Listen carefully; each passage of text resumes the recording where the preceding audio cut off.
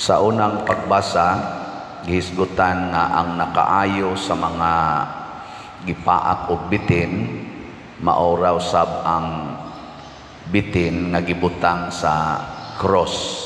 Ang katong bitin nga tumbaga or bronze nga bitin nga gipahimo sa Ginoo ni Moises aron maluwas sa kamatayon ang katong gipaakan sa mga nga bitin.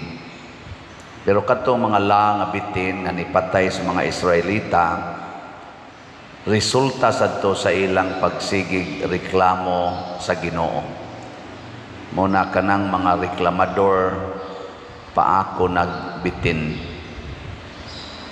Ing naibitin sa inyo, pangutan na imong tupad. Ing naibitin sa inyo.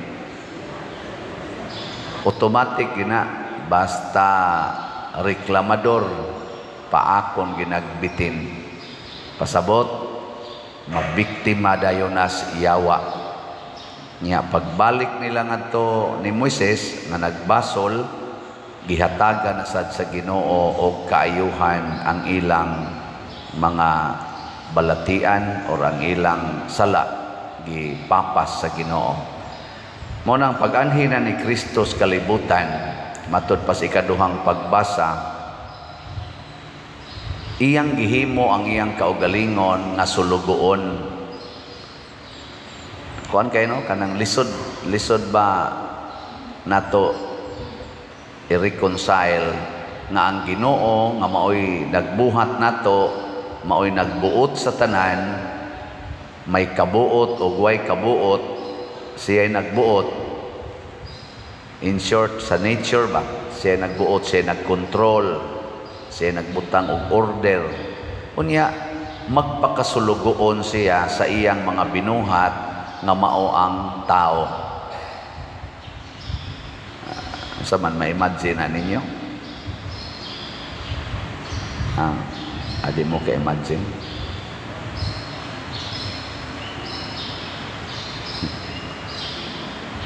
Tuwa mo mong tingo. Ganahan mo, mahimo ninyong sulugoon ang Ginoo. Kinsa dinhi ang gusto nga ang Ginoo imong himuong sulugoon ta sa kamot?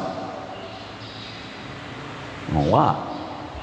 Pero ang Ginoo mo inipili nga mahimo siyang sulugoon. Nya kamo di lang mo muisa sa inyong kamot, pero actually kusog kitang manugo sa Ginoo. Nakaroon nagsimba mo dinhi, Ginoo maka-eskwela unta akong mga anak, Ginoo naa untay higayon nga makatrabaho ko, maayot ako sa akong sakit, lamdagi ang utok aning akong mga anak, kining akong bana, kining akong asawa, kining akong silingan. Pulos gyud nato panugo sa Ginoo, di ba? Mga hinugo kita sa Ginoo, pero di sad mo reklamo ang Ginoo kay nga naman iya sa nang choice nga mahimong sulugoon. Ang luoy lang kita kung magsigi tag panugo sa Ginoo. Ngilingay mong tupad ing nadili ka hinugo sa Ginoo. Pangutana, Ginoo ayuha ko sa akong sakit, Ginoo pataasan ning akong ilong, Ginoo maka-abroad unta ko, Ginoo mahalin unta ning mga sluts. Sige lang kitag panugo sa Ginoo. Unsa may gipaabot sa Ginoo nga maliwat unta taniya, sundon unta nato siya, dili kay atong suguon. Pasabot matag usa nato magpakasulugoon sadta sa atong Ginoo ug sa atong isig katawo. Sige, katulong lingi sa imong tupad ing na sugod karon pwede na ko nimong sugoon. Sige, ing na sugod karon pwede na ko nimong sugoon. Dili sayon mahimotang sulugoon.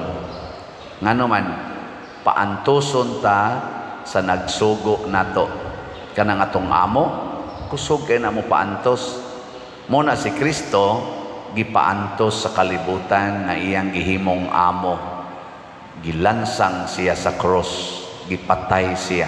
Pero nagmasinugtanon siya, matod pa sa ikaduhang pagbasa, nagmasinugtanon siya nga murag ulipon hangtod sa kamatayon sa cross. Nya kining kamatayon sa cross mao ni siya ang likayan sa kalibutan. Kay kani manggong cross sa original giniyang meaning mao ni ang bitayanan sa mga tao nga dagko kay mga kanabang hukman sa death penalty. Ang usaan na ilang pamaagi bitayon sa cross aron dugay siyang mamatay unya makita sa ubang mga kriminal unsa di kasakit ang silot sa taong buangon mao nang mutagam sila, mao na anha sila bitayon sa publiko hangtod mamatay. Sugot mo, bitayon mo sa cross? Sugot dili. Dili dayon. Mo kinay ato, dili gyud. Kinsa man say ganahan anang cross.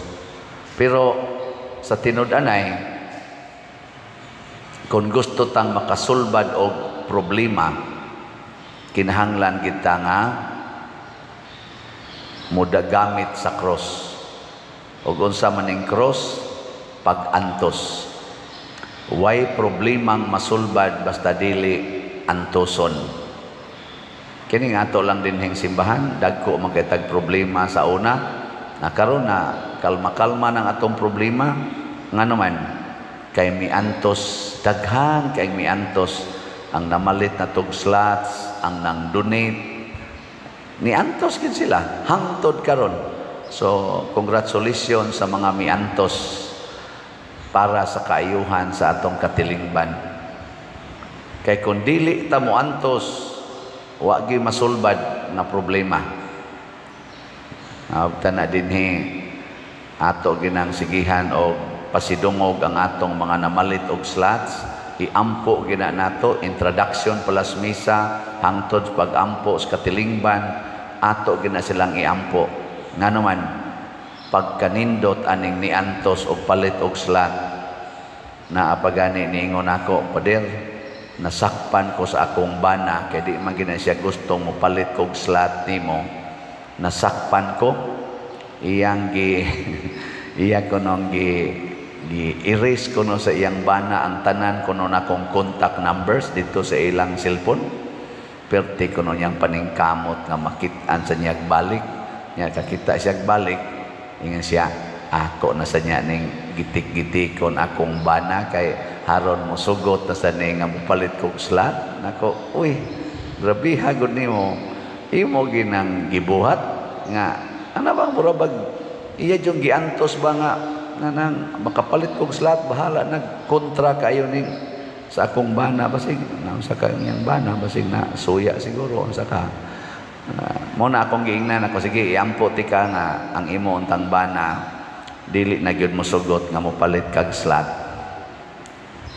Dili tayo ako moingon nako iampo ti ka og ang imong bana kay kahibaw jud ko nga sa iyang pag-antos nga haron lang gyud mo tabang simbahan bisag kontra pa siyang bana moabot gyud ang panahon nga malipay na siya kuyog sa iyang bana tungod aning gibuhat niya sa simbahan. So usbon ako balik ta sa atong prinsipyo, ang pag-antos mao gyoy makaluwas. Kining nahitabo sa atong kinabuhi matod pa diri sa atong tubag sa Salmo, ayaw hikalimti ang mga buhat sa Ginoo. Ang gusto sa simbahan ining ato karong pagsaulog nga ayaw gyud kalimti ang pag-antos ug kamatayon ni Hesus alang sa atong kaluwasan. Mao na ni ang kinadak-ang buhat sa Ginoo. Ang nakaapan lang daghan kay gadibusyon aning Santa Cruz. Gani kita dinhi do na kita barangay Santa Cruz. Ang ato gani mga kapilya pirmi ginang magparis Santa Cruz unya lain na sad nga patron mao sa nas among kapilya dito sa Kahugan ay San Roque, Santa Cruz, inahan sa kanunay Panabang, Santa Cruz, Birhes Guadalupe, Santa Cruz. Pero nangutan ako nganong Santa Cruz naa magina kanunay. Ang akong nakuha nga aning impresyon ba sa mga tubag sa Katigulangan, panalipod batok sa dautan. Kakuha mo na? Murag mao ginay common concept, panalipod batok sa dautan. Nganuman kay ang dautan muhatag natog kasakit. Maunay dakong sayop sa atong pagdebosyon sa Santa Cruz nga gihimo natong taming or anting-anting aron dili ta tagaag kadautan. Ang sakto gyud nga meaning sa pagdebosyon sa Santa Cruz nga makailaon ta nga kining kasakit sa kinabuhi nga di malikayan mauni ang agianan sa kaluwasan basta atong dawaton nga way reklamo hangtod sa kamatayon. Di kita kalikay adang kasakit. Tanawa lang ng imong naong. Naong nimo ba? Tong batanon pa ka, lipay kay ka magtanaw sa imong naong, pero inigidad nimo 60 padung nang aris 80, maproblema gyud ka sa imong naong. Naong pa lang nadaan. Naagi ng kasakit kaning atong linaktan, kining atong tuhod. Sa batanon pa ka, dagandagan ambak-ambak aning hagdanan, kaya kayo. Karon nag-antos na gyud ka mga arthritis, mga gout, maglisod na kagnaog. Di ba? So ayaw na lang og sige og pangayos Ginoo wag tangan ni akong pag-antos, kupot anang cross kay para mawagtang ang pag-antos. Kupti ang cross aron mo ingon ka kining akong pag-antos mauni ang akong kaluwasan. Sige, katapusang lingi sa imong tupad. Ingna kanang imong giantos ron maunay makaluwas nimo. Sige, ingna. Mao ginay saktong meaning ang pag-antos. Mo na ingon si Ginoo ngadto ni Moises. Moises, patanawa sila aning bitin. Kay kanang bitin maoy naghatag nilag pag-antos, pero sa dihang ilang tutukan ang bitin nga hinimos Ginoo, meaning gitan-aw nila ang bitin sa Dios nun nga paagi, maoy makaayo sa ilang pag-antos.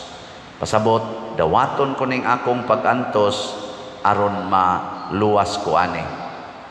Pariha dinhi sa atong parokya, gidawat nato ang pag-antos nga doon natay usahay magkalalista, magka-disgustuhay ta, atong gidawat ang tanan, nagpaminaway, nahimutang na nahiusa pagbalik. Gidawat, dinawatay, dawaton tika, singhagi ko, kasuki ko, pahilaka ko, pero dawaton tika. Ang sunod sulbad ang panaglalis, sulbad ang panag-away. Og niining atong gibuhat karon nga mga proyekto dinhi sa atong katilingban sa simbahan, gitagaan tag okasyon nga moambit sa mga pag-antos ug maluwas ang usa ka panginahanglan. Sa inyong pag-antos sa pagpamalit og slots, maluwas kining atong kumbento. Naluwas na ang atong simbahan, arang-arang na, pero kung di ta mo antos, mahimosad nga murag mo samot kabugat ang atong mga problema tagsa-tagsa. So hinaut unta ng Ginoo nga antos og nagpakamatay para natong tanan, muhatag sad og ganti ni adtong magantos og magpakasulugoon para sa tanan nga mao kining atong simbahan. Manindog ta mga kusog mo antos.